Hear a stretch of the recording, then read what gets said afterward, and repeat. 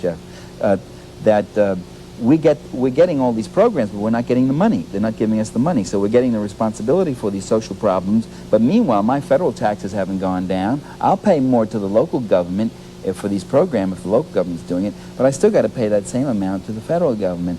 So they have an image of being people who don't spend and don't tax, but they have been taxing us, and they're giving us less for our money, and they're giving it now to the military mostly, and to their rich friends.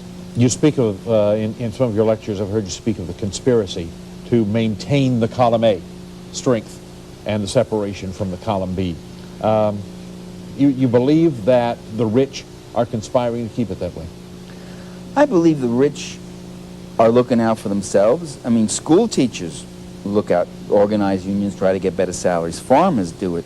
Blue-collar workers do it. The minute you say that the people who own the agribusiness lands, the banks, the corporations, the factories, the offices, the big TV stations, and the radio stations, all that, the minute you say that they do this to protect their interests, somebody says, oh, you got some kind of conspiracy theory? No, I think what I want to do is get the rich off welfare. They get money in terms of tax write-offs, grant and aids, giveaway of public lands, export subsidies. You know, the big corporations, research and development that'll be done by the government and then handed over to a corporation to market and develop. That's all the taxpayers. The whole satellite system was developed by the American people, and then it was handed over to ITT and a few other big cartels to get as much profit as they want. So they talk about us, the welfare chiselers, living off the dole. I don't want to see anybody living off other people's labor. I don't want to see anybody lazy and getting a check for nothing. People should work for a living if they're physically able to work, and if there are jobs available. But while we're on that subject, I like to see the rich get off welfare too.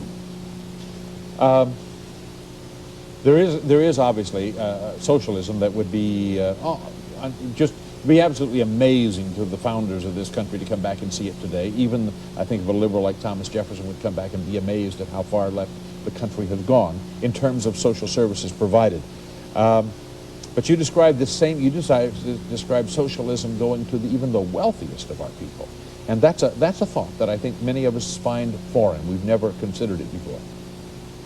But it's a long-standing thing. I mean, the rich they complain about people running to government to solve their problems. They say, government can't solve your problems, government is the problem, but they run to government. The minute they got a problem, the minute their holdings are threatened in Chile, they want the CIA to come in and overthrow the government to protect their holdings.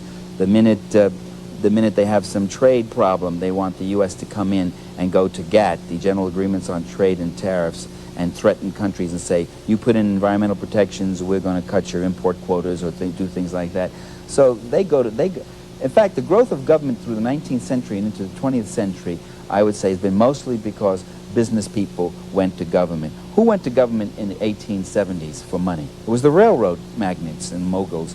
They wanted bonds floated to them so they can build railroads and not have to pay much of it themselves.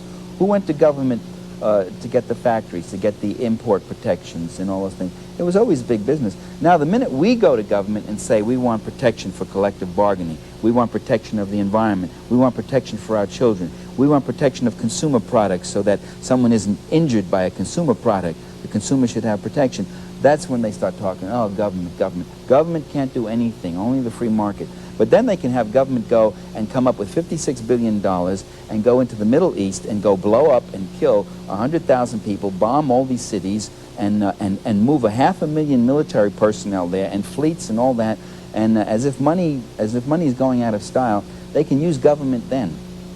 I think our audience